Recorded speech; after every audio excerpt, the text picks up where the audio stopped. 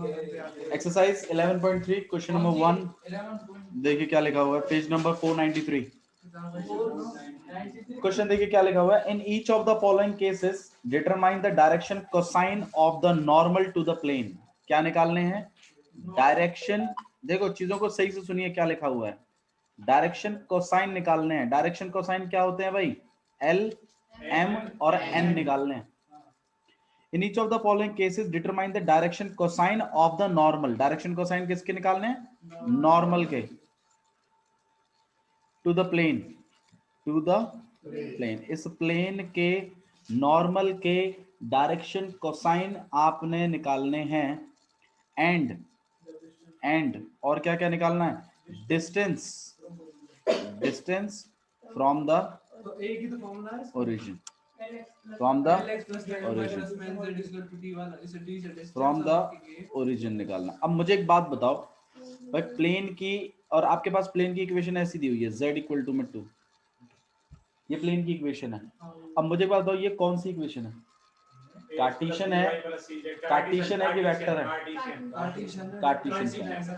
और Cartesian form जो होती थी वो याद करिए, r vector dot n vector equal to में, हाँ हाँ ठीक है, मैं दोनों लिख रहा हूँ यहाँ पर, r vector dot N cap equal to में डी, यही दो फॉर्म थी ना। इसकी कार्टेशियन फॉर्म क्या होती थी आपके पास? A X plus B Y plus C Z equal to में डी, ये होती थी। और इसकी क्या होती थी? L x plus N Z equal to में डी। गलत तो नहीं लिखना मैं कुछ भी? ठीक है। अब हमसे क्या पूछा, दोबारा बात कर लेते हैं। तो हमें कौन सी वाली फॉर्म गिवन है? ये जो z इक्वल टू 2 है, इसको समझना आपको पहले। आपको कौन सी वाली फॉर्म गिवन है भाई? सेकंड वाली गिवन, ये बात ठीक है। अच्छा जी, तो भाई इसको अगर मैं इस फॉर्मेट में लिखवाऊं तो कैसे लिखवाऊंगा? इसको कंपेयर कर रहा हूं मैं। कंपेयर कर, इसको पहले तो अच्छे से लिख लेते हैं। कितना लिखा हुआ है ये? 0x plus 0y plus 1z equal to में 2। तो अगर मैं इसको कंपेयर करवाऊं किसके साथ? L x plus m y plus N Z equal to में डी के साथ। रुक जाओ एक मिनट, अभी इतनी जल्दी डिसाइड मत करो चीजों को, पहले ये तो देख लो कि ये वाकई में ही यही वाली फॉर्म है कि ये ए एक्स वाली फॉर्म है। ये कैसे पता चलेगा? वही तो मैं पूछ रहा हूँ, ये कैसे पता चलेगा? मनीष बताओ कैसे पता चलेगा? मान लो हमने हमने ये लिख दिया, और मान लो ये वाली होती तो हमें कैसे पता चलता? बताओ। मैग्नीट्यूड कितना है? मैग्नीट्यूड 1 आना चाहिए भाई। ये यूनिट वेक्टर के है ना, डायरेक्शन कोसाइंस है ना, तो इनके स्क्वायरों को प्लस करके, याद करो आपने ये वाला फॉर्मूला नहीं पढ़ा? L square plus m square plus n square equal to कितना? ये मैग्नीट्यूड ही तो बताते हैं यूनिट वेक्टर के। हाँ तो वो तो हमें निकालने हैं ना, उससे ये नहीं पता चलता ना ये वाली इक्वेशन कौन सी है, उससे ये कैसे पता चल जाएगा? ठीक है, तो ऑब्वियस सी बात है, ये बिल्कुल सही हम इक्वेशन लिख रहे हैं। तो L की वैल्यू कितनी हो जाएगी? 0, M की वैल्यू कितनी हो जाएगी? 0, और N की वैल्यू कितनी हो जाएगी? 1, और जो आपका डिस्टेंस फ्रॉम द ओरिजिन है वो कितना है? 2। बड़ी आसानी से आपने बता दिया। ऐसे ही नेक्स्ट वाले उसमें और देख लेते हैं। हाँ जी, फर्स्ट वाले का,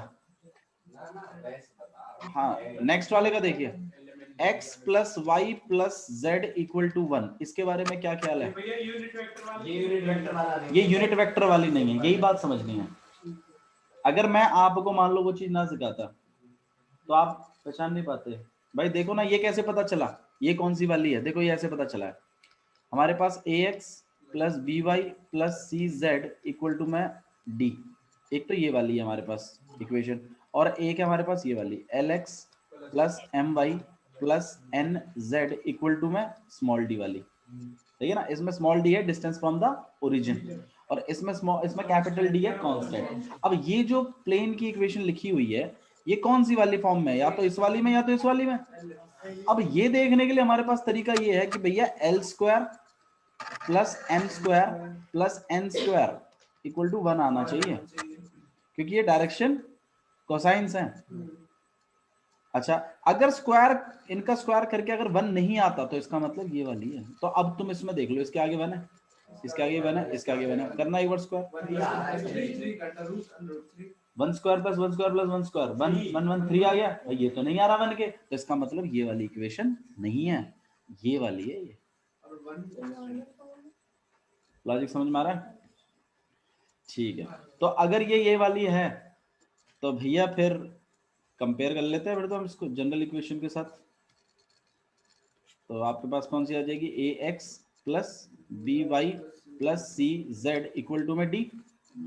तो ए किसके बराबर है, बी किसके बराबर है और सी किसके बराबर है, 1 के। ठीक है, और चलो डी भी। और जब ऐसी होती है और ऐसी बनवानी होती है तो हमें यूनिट वेक्टर निकालना है ना, यूनिट वेक्टर निकालने तो हमें हमारा एन वेक्टर तो तैयार हो ही गया। एन वेक्टर क्या है, आई प्लस जे प्लस के। ठीक है, सही है, हाँ जी। और एन कैप कितना हो जाएगा फिर, आई प्लस जे प्लस के मैग्नीट्यूड ऑफ 1 प्लस 1 कितना हो जाएगा आपके पास, आई प्लस, सबको अलग अलग अलॉट कर देते हैं। आई 1 में अंडर रूट 3 और प्लस 1 में अंडर रूट 3 जे प्लस 1 में अंडर रूट 3 के। ठीक है, तो आपके एल किसके बराबर हो गए, 1 में अंडर रूट 3। एम किसके बराबर हो गया, 1 में अंडर रूट 3। और एन किसके बराबर हो गया, 1 में अंडर रूट 3। लॉजिक समझ में आ रहा है? ठीक है, अच्छा ये अगर एल एम एन आ गए हैं तो भाई फिर वो डायरेक्ट वो भी बता दो डिस्टेंस। डिस्टेंस के लिए क्या करते हैं, कैपिटल डी अपॉन में मैग्नीट्यूड ऑफ ये चीज। हाँ भाई, कैपिटल डी कितना है आपके पास, अभी पता लगाया था ना, कैपिटल डी कितना है, 2 है, नहीं नहीं, अच्छा हाँ सॉरी सॉरी 1 है, यही तो है। तो कैपिटल डी कितना हो गया आपके पास, 1 अपॉन में मैग्नीट्यूड कितना है, तो भाई यही होगा डिस्टेंस फ्रॉम। नहीं आया समझ में, अरे आया समझ में ये बात, ठीक है। अच्छा जी, इस तरीके को देखो हमने ऐसे किया है, और भी तरीके हैं इसको करने के, तो आप वो चीज़ आपको नोटिस करनी है कि आपके टीचर जैसे करा रहे हैं वैसे कर लीजिए, या तो ऐप से देख लीजिए जैसे किया है, और वरना ये एक तरीके है। ठीक है, आइए नेक्स्ट क्वेश्चन देखें। क्वेश्चन नंबर 3 के बारे में मैं चाहता हूँ, सी फर्स्ट का सी आप खुद देखें और खुद इस चीज को ट्राई करें। हाँ भाई बताओ, ये कौन सी वाली है, A X plus B Y plus C. A की वैल्यू कितनी है, बी की वैल्यू कितनी है, सी की वैल्यू कितनी है, -1, सही है। और डी की वैल्यू कितनी है, 5। तो भैया एल एम एन जनरेट करवा दो इनके लिए। 2i प्लस 3j पहले तो ये नॉर्मल वेक्टर के हो जाएंगे, सही बात है ना। नॉर्मल वेक्टर आपके पास कितना बन जाएगा, 2i प्लस 3j और माइनस के, फिर इसका यूनिट वेक्टर बनवा देना। हाँ जी बिल्कुल सही बात है। तो मतलब मैं डायरेक्ट अलॉट कर रहा हूँ। हाँ भाई मैग्नीट्यूड बता दो, 4 9 13 और 14 सही है, 14 तो आएगा, 4 14, तो अंडर रूट 14 को तो हम लिख भी नहीं सकते कैसे भी, तो अंडर रूट 14 लिख देते हैं। ठीक है, प्लस में 3 अपॉन में अंडर रूट 14 जे और -1 अपॉन में अंडर रूट 14 के। भाई बना दिया यूनिट वेक्टर, यूनिट वेक्टर बना दिए, तो यही तो उसके क्या होते हैं, एल, ये क्या हो गया एम, और ये क्या हो गया एन। तो दिक्कत है तो बताइए। डिस्टेंस फ्रॉम द ओरिजिन भी बता दो, कैसे निकालते हैं, स्मॉल डी को कैसे निकालते हैं, कैपिटल डी अपॉन में,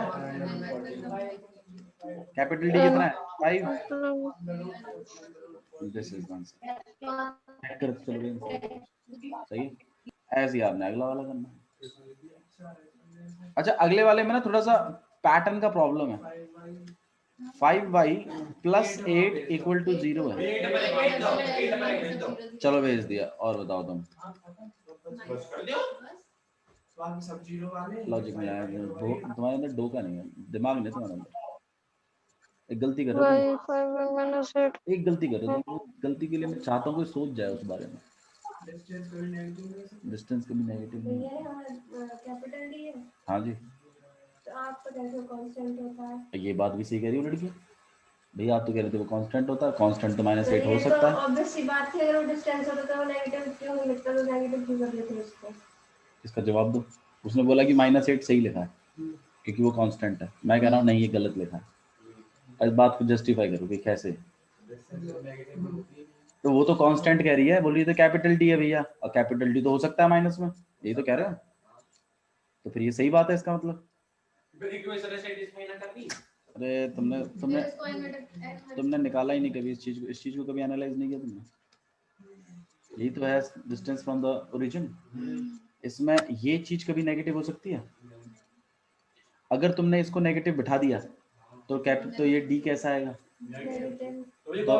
तो आपको वो जो कांस्टेंट वाली बात है वो कैसी रखनी है? तो ये -8 नहीं रहेगा इसका। दोबारा सुन, ये बात मैंने तुम्हें बता रखी है वैसे, इंटीग्रेशन में नहीं, ये बात मैं तुम्हें इसमें ही बताई है। मैं ये कह रहा हूँ, ये बात बिल्कुल सही कह रही हो। ये डिस्टेंस फ्रॉम द ओरिजिन है और ये क्या है? ये कांस्टेंट है। अब ये कांस्टेंट, ये बात ये कह रही है कि भैया आप तो ये वाली फॉर्म लिखोगे अभी, ax plus B Y plus C Z equal to में डी, और जब कंपेयर करोगे तो वैसी बात है ये कांस्टेंट ही तो है, तो -8 रहे तो क्या बुराई है? ये है विवाद। अब मैं ये कह रहा हूँ बिल्कुल सही बात है, कांस्टेंट रहे कोई -8, मेरे को कोई दिक्कत भी नहीं है, लेकिन कल को तुम इसी से ही क्या निकालोगे?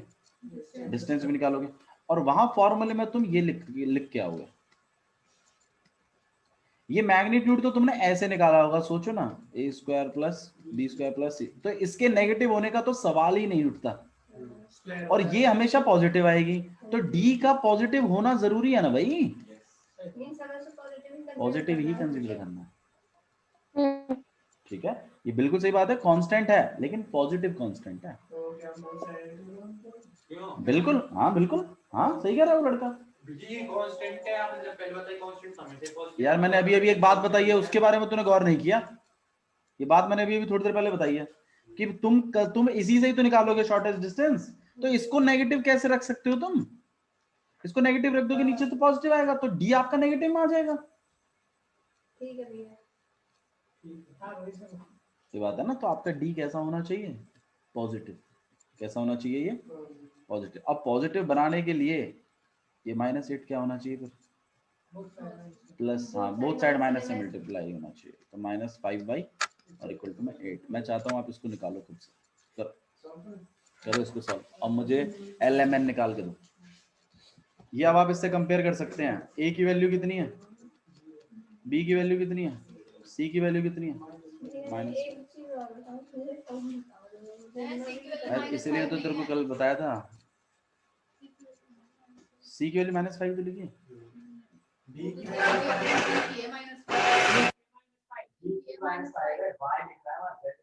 अच्छा ओहो सॉरी, b की वैल्यू -5 सही बात है, c की वैल्यू कैसे -5, और c की वैल्यू तो 0 है, ठीक है, और आपके पास जो d है वो आपके पास 8 है। ठीक है, स्टार्ट करिए फटाफट से करना। ठीक है, देखो किसी भी प्लेन की ये कार्टेशियन फॉर्म है, ये वाली भी लिखी हुई है, और ये वाली जो है ये कौन सी है आपके पास? ये भी कार्टेशियन फॉर्म है, दोनों ही कार्टेशियन फॉर्म, सुन लो। चलो इसको काम देते हैं, इसको बाद में देखेंगे। ठीक है, ये कार्टेशियन फॉर्म है, और ये है आपके पास vector form, R vector dot N cap equal to में स्मॉल, और इस वाली कार्टेशियन फॉर्म की वेक्टर फॉर्म है, ये वेक्टर फॉर्म है, जैसे फॉर्म है वेक्टर फॉर्म। ठीक है, और इसकी वेक्टर फॉर्म है r vector dot n vector equal to में 2। यूनिट वेक्टर की खासियत ये होती है कि इनका जो मैग्नीट्यूड होता है ना वो 1 के बराबर होता है।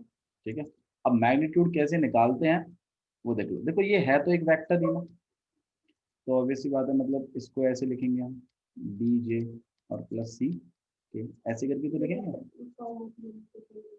हाँ जी, ये वेक्टर फॉर्म होती है, ऐसे लिखते हैं वेक्टर को।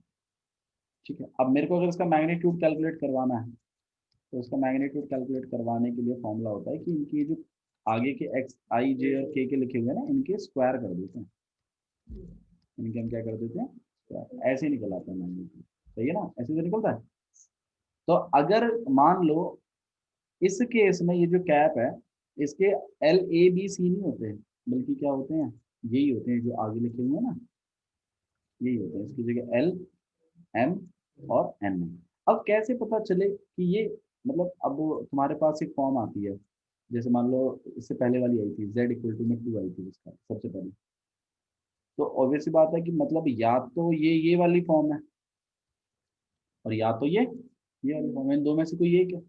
अब कैसे पता चले कि भैया ये वाली है कि ये वाली है, मतलब पता कैसे चलेगा? तो उसके लिए मैं कह रहा हूँ कि आप इन LM और N को यूज करते हुए क्या जनरेट करवाओ, एक वेक्टर। तो एक वेक्टर बनेगा, फिर उसका मैग्नीट्यूड कैलकुलेट कर लो। अगर मैग्नीट्यूड 1 आ जाए तो इसका मतलब वो वाला वेक्टर कौन सा वेक्टर है, यूनिट वेक्टर। और अगर वो यूनिट वेक्टर है तो भैया फिर ये वाली फॉर्म है।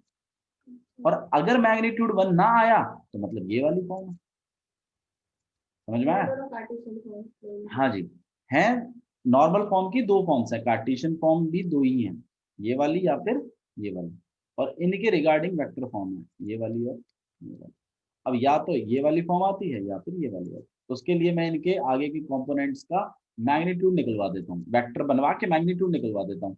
अगर मैग्नीट्यूड 1 आ जाता है तो मैं कह देता हूँ ये यूनिट वेक्टर वाली है, और अगर नहीं आता तो मैं कह देता हूँ ये वाली है।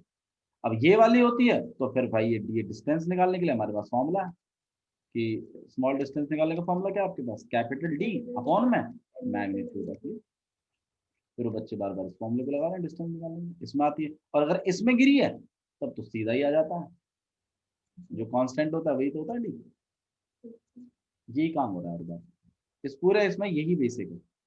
अब जैसे मान लो ये वाली आया है, तो इन्होंने क्या किया, ये थे इनके पास आगे के कंपोनेंट्स, इन्होंने तुरंत पता लगा लिया यहाँ 5 चल रहा है, -5 चल रहा है। अब यहाँ स्क्वायर करेंगे तो आगे के दो तो 0 है, और -5 का स्क्वायर करेंगे तो 25 आ जाएगा। तो 1 तो नहीं आ रहा मैग्नीट्यूड, मैग्नीट्यूड जब 1 ही नहीं आ रहा तो इसका मतलब ये कौन सी वाली फॉर्म है, ये वाली फॉर्म है, ए वाली वेक्टर वाली, जिसमें ये वाला है, इसमें ये वाला है एन वेक्टर इक्वल टू में D। लेकिन पूछा क्या गया है, डायरेक्शन कोसाइन। वो LMN जो है ना वो डायरेक्शन कोसाइन है। यूनिट वेक्टर के जो आगे के होते हैं वही। हाँ जी, तो सबसे पहले तो ये पता लगाना है कि ये वाली फॉर्म है कि ये वाली फॉर्म। ये वाली है तो यही जो आगे लिखे हुए हैं ना ये, यही है वो डायरेक्शन कोसाइन। और अगर ये वाली है तो भैया फिर उसका यूनिट वेक्टर बनाना पड़ेगा। अब यूनिट वेक्टर कैसे बनाते हैं, उस वेक्टर को उसी के मैग्नीट्यूड से डिवाइड कर दो, ये यूनिट वेक्टर बनाने का फॉर्मूला। तो देखो कुछ क्वेश्चनों में इन्होंने किया भी है ऐसा, देखो जैसे इसमें किया था उन्होंने पिछले वाले में, देखो ये वेक्टर बना था ना, तो देखो उन्होंने यूनिट वेक्टर बनाने के लिए क्या किया, इन्होंने इस पूरे को किससे डिवाइड कर दिया, उसके मैग्नीट्यूड से। अब जो आ गया वही हमारे क्या बना दिया, देखो मैंने LM। आ रहा है थोड़ा थोड़ा, आपको वेक्टर बिल्कुल नहीं आता इसलिए थोड़ी सी प्रॉब्लम हो रही है, ठीक है। तो थोड़ा सा मैं सिखाऊंगा आपको तो आपको ये चीज़ें अपने आप कनेक्ट हो जाएंगी, डोंट वरी, थोड़ा सा पेशेंस रखो इसमें। और वरना हो सके तो वेक्टर अलजेब्रा की मैंने वीडियोस डाली है, मैं आज आपके साथ शेयर कर दूंगा, उनको देखो स्टार्टिंग से, है ना। वेक्टर अलजेब्रा की तो है, लेक्चर 1 से देखो। हाँ अब लेक्चर 1 से स्टार्ट कर दो, सही बात है। वेक्टर मेरे को आज आप मैसेज करना, मैं आपको अपडेट कर दूंगा, ठीक है। ओके, तो ये वाला आपको फर्स्ट क्वेश्चन समझ में आया, बिल्कुल किसी को बच्चे को दिक्कत है तो बताओ भाई मेरे को, ठीक है। क्वेश्चन नंबर 2 देख ले, आइए क्वेश्चन नंबर 2 देखते क्या लिखा है। Find vector equation of plane, आपने क्या निकालनी है, वेक्टर इक्वेशन ऑफ प्लेन निकालनी है, which is at distance of 7 unit from the origin. तो मतलब आपको ओरिजिन से उसका डिस्टेंस दिया हुआ है। अब डिस्टेंस दिया हुआ मतलब शॉर्टेस्ट डिस्टेंस की बात हो रही है यहाँ पर।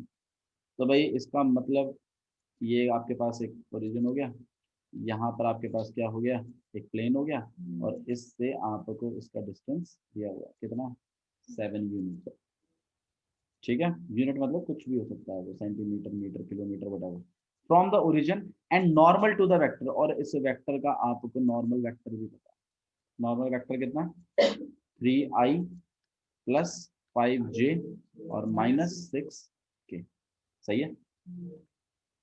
तो मुझे ऐसे प्लेन की आपको क्या बतानी है, इक्वेशन बतानी है। तो कैसे करेंगे,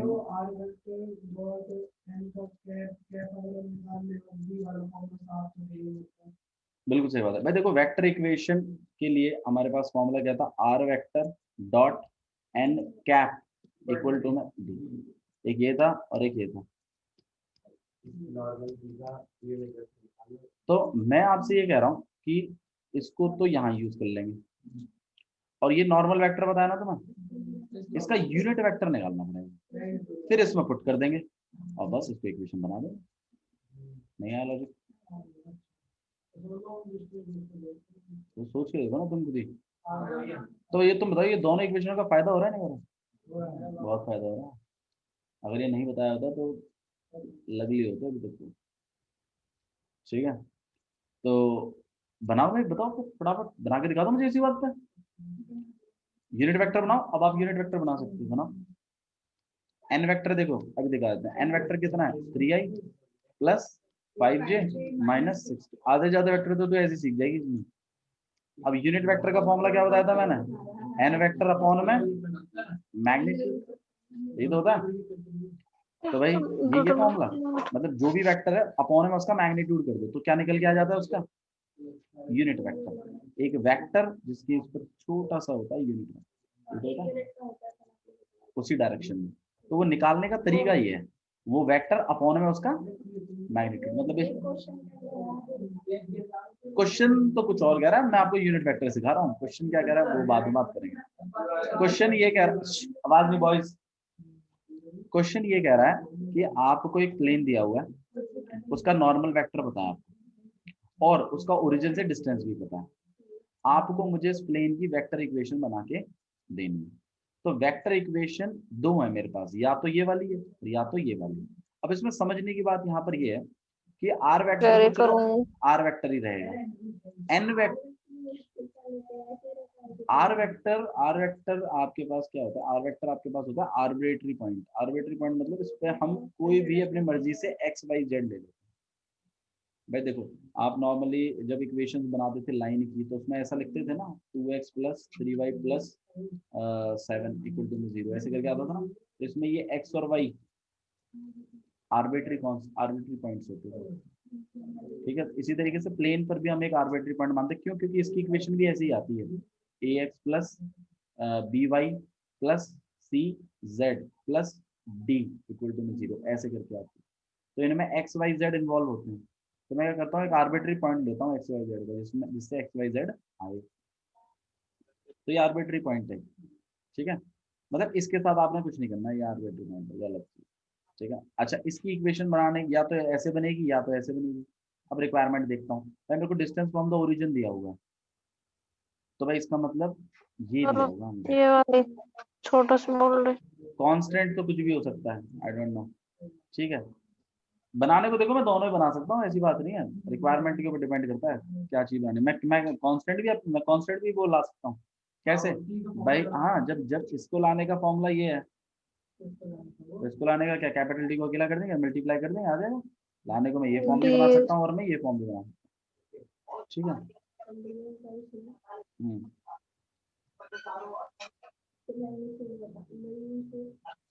ये यूनिट वेक्टर बताऊँ?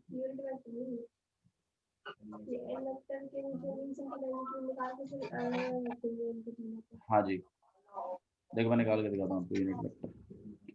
तो आपके पास कितना आ जाएगा यहाँ पे, 3i plus 5j minus 6k upon में मैग्नीट्यूड निकालना। देखो इस वेक्टर का इनकी स्क्वायर ही तो कर देते हैं। तो कितना आ जाएगा आपके पास, 3i plus 5j minus 6k upon में कितना है भाई, 9 25 70 आ रहा है आपके पास। ठीक है, ठीक है। तो अंडर रूट 70, तो इनसे कॉल आउट कर दीजिए, कितना आ जाएगा आपके पास, 3 अपॉन में under root 70 i plus 5 upon में अंडर रूट 70 j और माइनस 6 अपॉन में अंडर रूट 70। ये जो चीज आई है ना आपके पास, ये यूनिट वेक्टर है। किसका, इस वाले वेक्टर, ऐसे निकालते हैं। ठीक है, अच्छा जी। अब भाई कौन सी वाली फॉर्म बनाई भाई तुम लोगों ने, ये वाली बनाई है ये वाली बनाई है, पहली वाली बनाई है। देखो बनाने को दूसरी वाली भी बना सकते हैं, ध्यान रखना इस बात को, गलत नहीं है दूसरी वाली भी। ठीक है, तो बना लेते हैं फिर। आर वेक्टर तो आर वेक्टर ही रहेगा। अच्छा, पीछे आर वेक्टर को आर वेक्टर ही रखा है, एक्स वाई जेड लगता है आर वेक्टर का, ठीक है। एन कैप, एन कैप अभी अभी निकाला कितना है, 3 अपॉन में अंडर रूट 70 आई प्लस 5 अपॉन में अंडर रूट 70 जे और माइनस 6 अपॉन में, इसके अपन रूट 70। और मैं यहाँ पे ब्रैकेट में रख देता हूँ इसको, क्योंकि ये एन कैप पूरा है ना, और इक्वल टू में 7। पीछे क्या दिया डिस्टेंस फ्रॉम ओरिजिन। यही है, बस अंडर रूट 70 अलग है। हाँ तो अंडर 70 नहीं आया समझ, बताओ भाई कोई है जिसको नहीं सुनना है, ठीक है। तो यही काम करना था इसमें। क्वेश्चन नंबर 3 देखो, सिम देखो फॉर्म दोनों है, हम ये नहीं कर, अब तुम दूसरी वाली भी निकाल देते ना तो वो भी गलत नहीं बोलता हो। मैं दूसरी किस को ना और जैसे आपने अलग अलग अलग नहीं, अलग अलग अलॉट ये होता है, आई जे के अलग अलग होते हैं वेक्टर्स में। एलसीएम की बात नहीं हो रही बाबू, आई अलग जे अलग के अलग, उसको लिखते हैं वेक्टर, वो होता है वेक्टर। ये अलग। हाँ भाई, क्वेश्चन नंबर 3 देखें। एक काम करो, थोड़ा सा आधा घंटा पहले आके आप सिखा सकते हो, ठीक है, थोड़ा सा ट्राई करो, ठीक है। हालांकि मैंने उसको बोल दिया ये खत्म होती है, मैं जब वेक्टर स्टार्ट करूँ तो अपने आप संभाल लूंगा, लेकिन आप थोड़ा सा स्टार्ट कर दो। ओके, क्वेश्चन नंबर 3 देखिए, find the Cartesian equation of the following plane. भाई कार्टेशियन इक्वेशन बनानी है, तो पहले तो आप ये पता लगा लो ये जो बातें लिखी हैं ये यूनिट वेक्टर है कि क्या है, कैसे पता चला, मैग्नीट्यूड से 1 + 1 + 1 हो जाएगा अंडर रूट 3। तो मतलब ये जो बात लिखी ना ये कौन सी फॉर्म है, r vector dot equal to में कैपिटल डी, ये वाली फॉर्म है। तो हमें इसकी जो इक्वेशन लिखवानी है वो यही वाली लिखवानी पड़ेगी, A plus B Y plus C Z equal to में कैपिटल डी।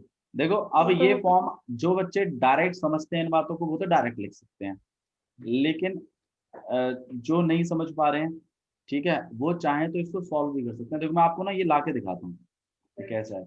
आर वेक्टर मैंने आपको बताया था आर्बिट्री पॉइंट होता है, तो मतलब एक्स आई प्लस वाई एक्स आई जे जे और प्लस जेड के, इसको डॉट करूंगा मैं किसके साथ, नॉर्मल वेक्टर के साथ, मतलब आई प्लस जे माइनस के साथ, और इक्वल टू में कितना 2।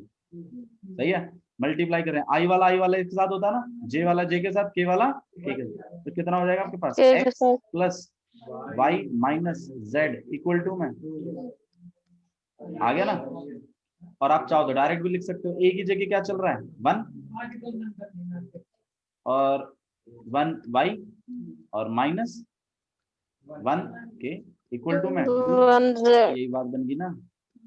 ओके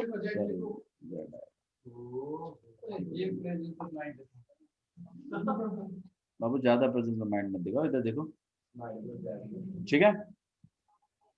अगर ऐसा क्वेश्चन पूछने फिर तुम रोते जाओगे घर तक, ठीक है। ये लॉजिक समझ में आ रहा है आपको, तो इसी तरीके से आपने सारी फॉर्म बनानी है। अच्छा, इसमें एक थर्ड में सी में प्रॉब्लम आ सकती है आपको, थर्ड सी में नहीं कर पाएंगे, ट्राई करिएगा, नहीं आता तो मुझे बताइएगा, ठीक है। मैं क्वेश्चन नंबर 4 आप लोगों को सिखाना चाहता हूँ, मेरे पास टाइम होना चाहिए, हाँ भाई टाइम है। क्वेश्चन नंबर 4 देखो, one of the most important question है, हरियाणा बोर्ड वालों के लिए तो बहुत ज्यादा स्पेशल है, काफी पूछा जाता है, और सीबीएसई वालों के लिए भी काफी इंपॉर्टेंट है। देखिए क्वेश्चन क्या है, question number 4, in the following cases, देखो पहले स्टोरी समझो, स्टोरी क्या है, उसके बाद हम इसको कनेक्ट करेंगे। In the following cases find the coordinate of the foot of the perpendicular drawn from the origin. बोला कि आपने फुट ऑफ द परपेंडिकुलर निकालना है, सीख लो भाई इस क्वेश्चन को प्लीज, प्री बोर्ड में आपको दिखेगा ये क्वेश्चन काफी। तो जैसे ये प्लेन है आपके पास, ठीक है, इस तरीके का, तो बोला है find the coordinate of the foot of the perpendicular. आपने क्या निकालना है, foot of the perpendicular. Foot of the perpendicular का मतलब क्या होता है, जहां परपेंडिकुलर टच हो रहा है उसके पाँव, पाँव मतलब बिल्कुल प्लेन पे जहाँ टच हुआ। जैसे मान लो ये यहाँ पे ओरिजिन है, ये वो ओरिजिन है, तो वहां से जो परपेंडिकुलर बन रहा है जो इस प्लेन पे टच हो रहा है मेरी टेबल पे, तो ये जो पॉइंट है ये पॉइंट चाहिए। छोटे डिस्टेंस तो है, वो तो डिस्टेंस की बात करो, मैं यहाँ पॉइंट की बात कर रहा हूँ, मुझे ये पॉइंट चाहिए प्लेन पे, मुझे प्लेन बता, हाँ वो फुट ऑफ द परपेंडिकुलर होता है। तो भाई ओरिजिन से ऑब्वियस सी बात है यहाँ पर एक परपेंडिकुलर तो बन ही रहा होगा, तो मेरे को ये फुट ऑफ द परपेंडिकुलर चाहिए। लॉजिक समझ में आ रहा है? और ये जो बन रहा है ये परपेंडिकुलर है नहीं।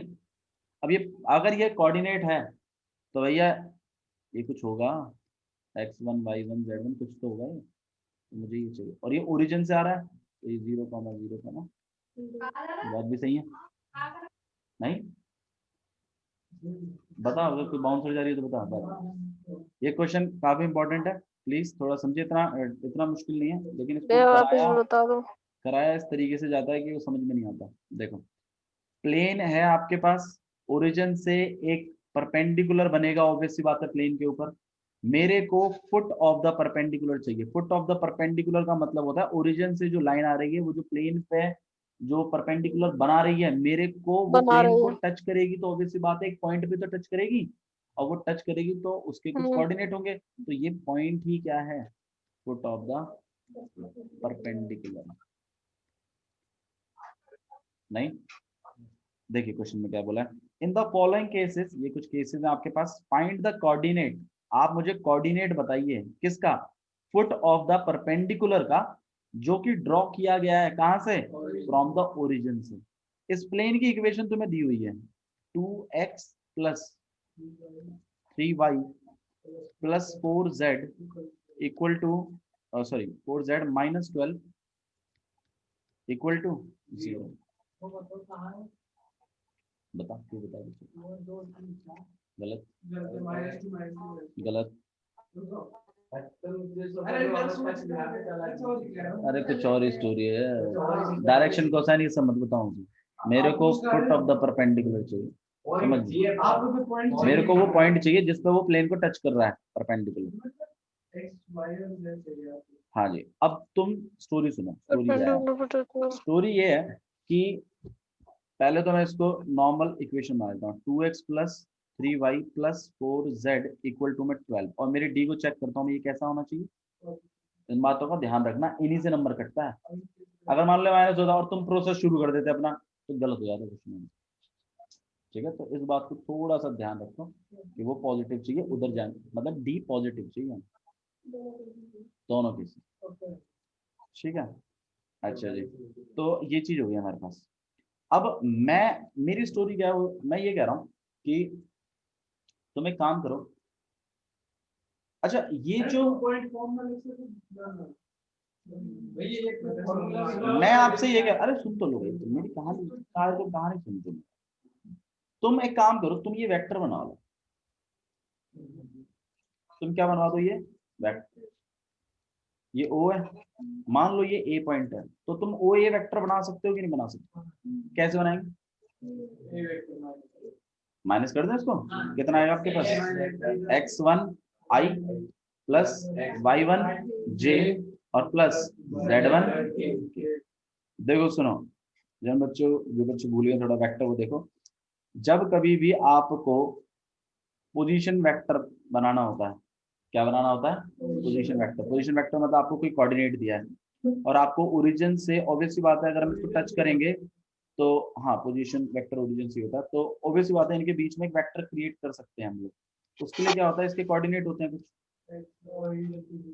और ओरिजिन के क्या होते हैं 0,0,0। हालांकि प्रोसेस ये है कि भाई दो पॉइंटों के बीच में अगर आपने वेक्टर बनाया है ना, तो इसके कोऑर्डिनेट होंगे कुछ और इसके भी कुछ कोऑर्डिनेट होंगे, सही है ना। तो अगर दो पॉइंट के तुम्हें कोऑर्डिनेट पता है तो तुम इनके बीच में वेक्टर आराम से जनरेट कर सकते हो। ए बी वेक्टर क्या बन जाएगा आपके पास, x2 minus x1 i plus y2 minus y1 j और प्लस z2 माइनस z1 के, ऐसे वेक्टर हम जनरेट कर सकते हैं किन्हीं भी दो पॉइंटों के बीच में। समझ में आया? अच्छा जी, अब इसमें तो तुम्हारे लिए और आसानी होगी, एक तो ओरिजिन है एक पॉइंट है, तो ओरिजिन क्या 0 0 तो भाई यहाँ 0 0 चल जाएगा और क्या, तो यही रह जाएंगे बस खाली। तो इसका मतलब यही कोऑर्डिनेट यूज होगी, पोजीशन वेक्टर बन जाए क्या, x1 i plus y1 j और प्लस z1। कैप लगा देना, वेक्टर तू भी बना देना, बन गया वेक्टर। सही है, तो मैं आपसे यही बात तो कह रहा हूँ, मैं आपसे ये कह रहा हूँ कि ठीक है ये पॉइंट पर टच कर रहा होगा। मैं कह रहा हूँ ओ ए वेक्टर जनरेट कर लो, तो मैं कहीं ना कहीं तुम्हें पोजीशन वेक्टर भी तो कह रहा हूँ निकालने के लिए। तो भाई कोऑर्डिनेट का इस्तेमाल करिए और अपना वेक्टर जनरेट कर लीजिए। कर लिया आपने वेक्टर जनरेट, अरे कोऑर्डिनेट मिल गया, फिर कैसे बस हो गया। ये ठीक है, यहाँ तक प्रोसेस समझ में आ रहा है? ठीक है, नेक्स्ट चीज तो मुझे बताओ, तुम इस प्लेन का नॉर्मल वेक्टर निकाल सकते हो? कैसे निकालेंगे? इसको कंपेयर करेंगे, हम ये पता लगाएंगे कि ए वाला है या फिर एल वाला है। अगर एल वाला होगा तो एन कैप निकलेगा, और अगर ए वाला होगा तो एन वेक्टर निकल जाएगा सीधा। तो बिल्कुल निकाल सकते हैं, अभी यही तो निकाल रहे थे इससे पहले बैठ के। बिल्कुल निकाल सकते हैं। तो भाई देख तो ले पहले ये है कौन सा वाला, वैसे कौन सा वाला देखने से पता चल रहा है, मैग्नीट्यूड चेक कर लो, ये एन वेक्टर वाला है तो मतलब ये ए एक्स वाला है।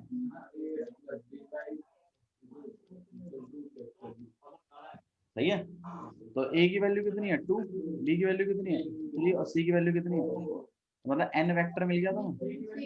अच्छा सॉरी, बी की वैल्यू, अरे सी की लिख दी। तो एन वेक्टर कितना हो जाएगा आपके पास 2i + 3j और +4k। भाई गलत तो नहीं बोल रहा मैं? ठीक, अब कोई मुझे आंसू आंसू बहा जाएगा इसको बता दी तो। इधर ध्यान दीजिए, चले कोई बात नहीं, इधर देखो। तो ये जो नॉर्मल वेक्टर है और इसमें एक रिलेशनशिप है गगन, वो रिलेशनशिप मुझे बताओ क्या है। इस ओ ए वेक्टर में और इस एन वेक्टर में कुछ रिलेशनशिप है।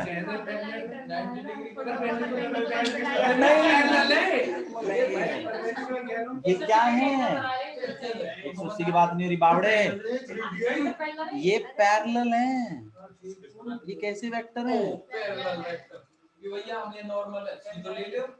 अरे ये पैरेलल वेक्टर है। कैसे निकाला, कैसे नॉर्मल? ये वाला नॉर्मल यार यार लो, एक प्लेन पे बहुत सारे नॉर्मल होते हैं, ऐसी बात नहीं है, और ये सब पैरेलल होते हैं। नॉर्मल दूसरे नॉर्मल के पैरेलल होते हैं। देखो जैसे ये प्लेन है, यहाँ नॉर्मल है, यहाँ नॉर्मल है, यहाँ नॉर्मल है, लेकिन डायरेक्शन सबकी भैया ऊपर की तरफ। हाँ जी, हाँ जी, एक मिनट, हाँ जी, हाँ कौन से किसके साथ?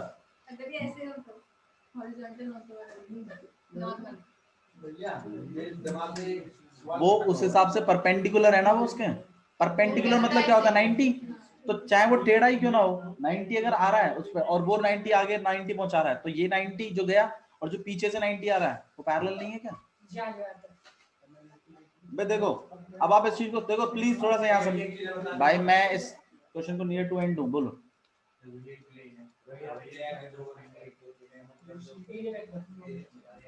नॉर्मल वेक्टर है, हाँ दोनों साइड रह सके, लेकिन वेक्टर है ना, ये डायरेक्शनल होता है, लाइन नहीं है, इट्स अ वेक्टर नाउ। हम हमेशा ऊपर वाले ही कंसीडर करते हैं। पल्ली साइड भी ले सके, पर का एक साइड के लेने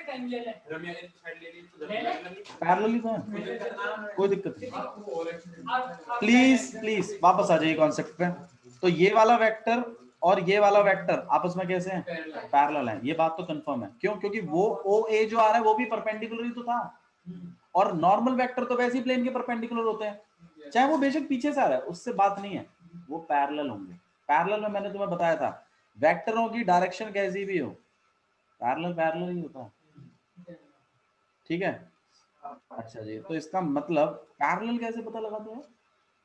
रेशियो से माने चाहिए, रेशियो, हाँ सही बात, रेशियो से माने चाहिए। तो x1/2 equal to y1/3 equal to z1/4 equal to कुछ कांस्टेंट, सही बात है।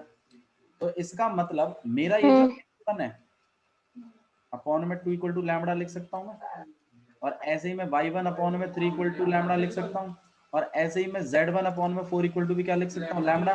तो मैं अगर x1 की वैल्यू निकालूं तो 2 लैम्डा आएगी, और y1 की निकालूं तो, और z1 की निकालूं वैल्यू तो 4 लैम्डा। सही है ना भाई, गलत तो नहीं है। तो इसका मतलब ये जो पॉइंट जो तुम्हारे हैं ये आपके पास 2 लैम्डा, 3 लैम्डा और 4 लैम्डा क्या है ये। लेकिन इस लैम्डा की वैल्यू भी तो निकालनी पड़ेगी, तभी तो कोऑर्डिनेट प्रॉपर तरीके से पता चलेंगे। अच्छा, इस पॉइंट की खासियत क्या है?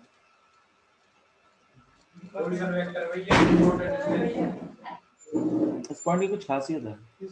इस पॉइंट की जो पड़ा है इस पर ए, इस पॉइंट की खासियत ये है कि ये प्लेन पर है, हर पॉइंट बना रहा है ये पॉइंट प्लेन। तो ये प्लेन की इक्वेशन को क्या करेगा, मैं प्लेन की इक्वेशन क्या कहती है, 2x + 3y + 4z equal to में 12। तो अगर मैं इन वैल्यूज को इस प्लेन की हाँ इक्वेशन भैया। की 2x + 3y + 4z equal to में 12 में अगर मैं इसको पुट कर दूं तो मुझे लैम्डा की वैल्यू मिल जाएगी कि नहीं मिल जाएगी। 2 लैम्डा + 3 इंटू में लैम्डा और +4 इंटू में 4 लैम्डा इक्वल टू में 12। कितना हो जाएगा यहाँ पे, 4 लैम्डा + 9 लैम्डा + 16 लैम्डा प्लस करो इनको,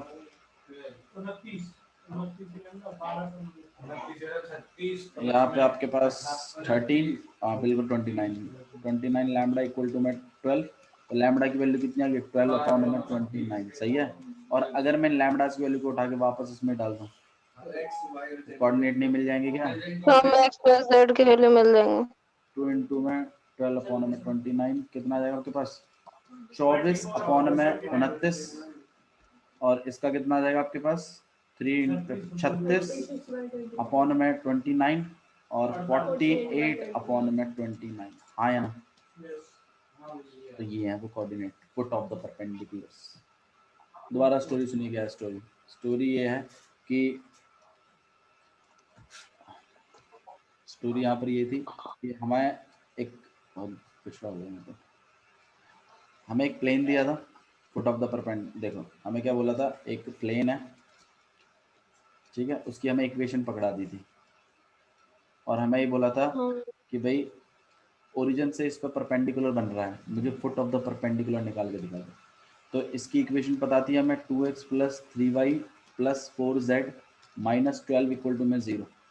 फिर मैंने क्या किया, मैंने इस इक्वेशन को यूज करते हुए क्या जनरेट करवा दिया, नॉर्मल वेक्टर। क्या जनरेट करवाया, और इस पॉइंट को नॉर्मल। x1 y1 और z1 मानते हुए मैंने OA वेक्टर भी बनवा दिया, पोजीशन वेक्टर। सही है ना, ये O है, यहाँ पर ये A है। और फिर मैंने ये बात बोल दी कि भाई ये और ये वेक्टर दोनों आपस में कैसे हैं, पैरेलल हैं। तो पैरेलल है तो फिर मैंने उसकी वो अपॉन करवा दिया, रेशियो सेम करवा दिया और उनको किसी लैम्डा के इक्वल करवा दिया। सही है। और फिर मैंने x1 y1 और z1 निकाल दिया किसकी टर्म्स में, लैम्डा की टर्म्स में। अब ये पॉइंटों की खासियत ये थी कि ये इसी प्लेन पर लाई कर रहे थे, तो भाई लाई कर रहे थे तो इक्वेशन सेटिस्फाई जरूर होगी। और अगर इक्वेशन सेटिस्फाई डाल दी मैंने, उसमें से लैम्डा की वैल्यू कैलकुलेट करके इन पॉइंटों में वापस डाल दिया और फुट ऑफ द परपेंडिकुलर आया। ये क्वेश्चन 3 नंबर के लिए या 4 नंबर के लिए आपको बनता है, बिल्कुल फुट ऑफ द परपेंडिकुलर काफी पूछा जाता है। ठीक है, तो मैं चाहता हूँ आप इसके जो बाकी के 3 पार्ट्स हैं वो भी आप ट्राई करें। ठीक है, ओके भैया। ठीक है, रुक जाओ 1 मिनट बाबू, रुक जाइए। जो क्वेश्चंस आप करके लेके आएंगे घर से, ठीक है,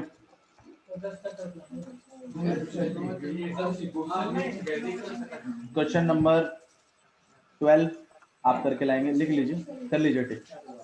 क्वेश्चन नंबर 12 टिक कर लीजिए प्लीज, जो मैं कह रहा हूँ उस बात को करिए। Question number 12, question number 13, question number point, question number 10, ठीक है, क्वेश्चन नंबर 9 करवा चुका हूँ मैं, क्वेश्चन नंबर 9 को पहले भी सुन चुका हूँ मैं, 9, 10, 12, 13। कोई बात नहीं बाबू। और क्वेश्चन नंबर 6 यहाँ तक ट्राई करके लाइए इनको, ठीक है, बाकी डाउट्स में आपके ले लूँगा। चलिए that's all for today, thank you.